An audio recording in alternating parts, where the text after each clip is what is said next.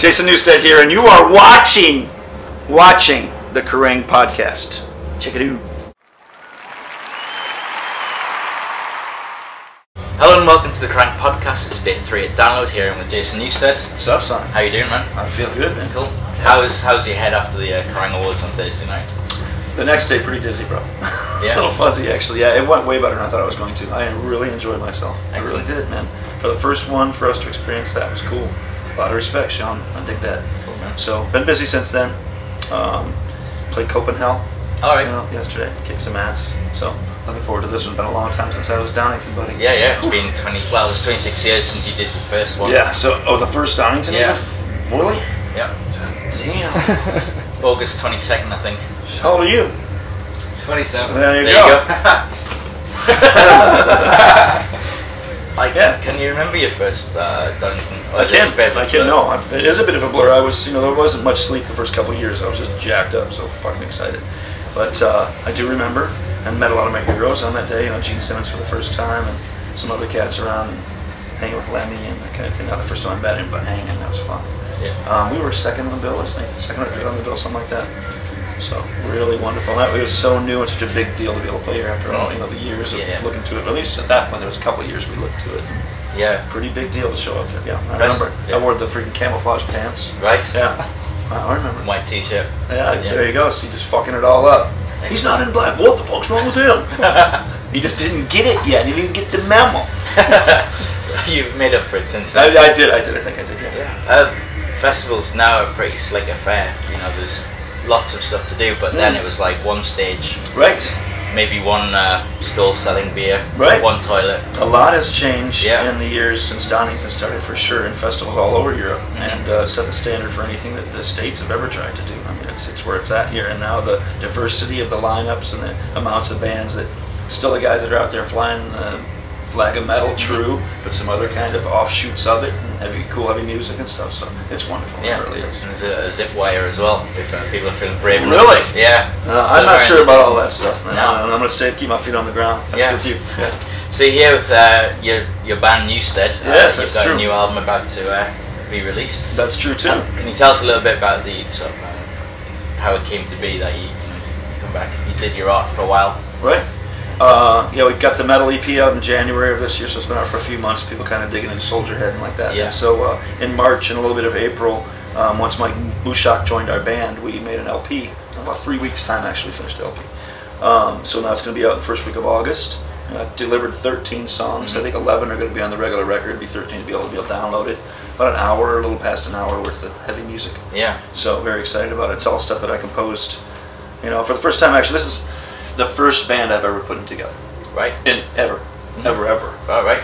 Because anything that I ever joined, even Flotsam, in the early days when Kelly and I formed Dogs before Flotsam, he still had a couple dudes he was already playing with. So everything I've ever been in or a part of has existed before I got there. And I was either the new engine, propulsion, transfusion, resuscitation, whatever the hell, or a combination of all those together for each band I joined. So this is the first one, a 32-year career, that I picked the people to be in the band, wrote the songs, sang the songs, put my name on it. It's just kind of a long time coming. What kind of criteria did your bandmates have to fulfill to be part of Be this? cool people. Right. Be good people. Professional, disciplined, motivated, hardworking, clear-eyed, not afraid to get down with me for hours and hours on end, and not afraid to have a drink when it's time. We don't get fucked up before we play. We don't do that kind of thing. We already had that time, and it's a lot of people can play. There's a lot of shiny drum sets. There's a lot of Marshall stacks. There's a lot of flying V's and all that shit. A lot of fuckers can play, but you got to be cool first, right? So that's. I've known Jesse and Jesus for a long, long time. Been playing music for a long, long time together. I already knew they were my bros. They needed an opportunity. They worked hard enough over their years to deserve this chance to get some recognition. That was part of the reason. Cool. There's a few elements in that like that. Mike Mushak came to me recommended. Never really knew about his band too much. I knew they existed. I knew they had radio power and all that kind of thing, but I never knew what kind of style they were, what kind of style he was. But I met him first as a person, and I really liked him as a person. Then when we played, holy shit. And so now I'm really happy, and I won't do, when he goes to do Stain for a minute, whenever they call him back out, which is inevitable, they'll do something like that. I will wait until he's done, because I'm not going to do this without him. Cool. Because that's how much pride I have in him as a player, but in my band also. I believe in them, they believe in me. It's a different kind of situation I've ever been in the band before. I feel supported, I feel loved. It's pretty fucking important, man. So all those things besides being able to get down. But I will say, JR, Jesse, he's 31 years old, right? I turned 50 a couple months ago, right? I'm still the last one standing at the rehearsal. Okay, he's still laying down before I'm laying down. I'm still getting up before he's getting up. You know what I'm saying? So that's still that. The calendars went by. This particular part of myself has felt every minute of 50 years. Okay, but right here, 19. Right here, 19. So, and the metal is still me. I'm still the metal kid. So it's just the calendar went by. That's it. Awesome. You know, with your name attached to this album, when you were writing it, did you feel the pressure of, you know, the expectation from the metal community who would, you know? Not really, man. No? Just do it. Look at the titles, man. You feel scared? I mean, what the fuck do I got to prove to anything to anymore? It's really about reaffirming with people. We might have talked about that a little bit, where it's just people want to believe in me, I think, again. I think they're appreciative. Enough time has gone by. The next generation of listeners is there ready to see me. Never got to see me live, as the radio and the video kept me alive as I was in the underground. Now they're ready to see me again. They were 7 when the last time they came through. Now they're 20 and 21, ready to rock and roll. So that's a whole different thing. But all I have to do is reaffirm what they already know. A lot of reunion shit falls flat. You can end up fucking up what you already did, tarnish the monster, the beautiful monster you made. A lot of people come out, 2 original members of their band, they still call it whatever the fuck the name of their band was when they were good. People expect to see something that no longer exists. And they get there and they're like, oh, god damn it. And they want to remember what, you know, the old thing. But now they've seen the new thing, like, damn it. Or the dudes kind of let themselves go and they see 4 times the band that they used to see, something like that. On that side of things, that's not good either. I'm the same fighting weight as the Black Album.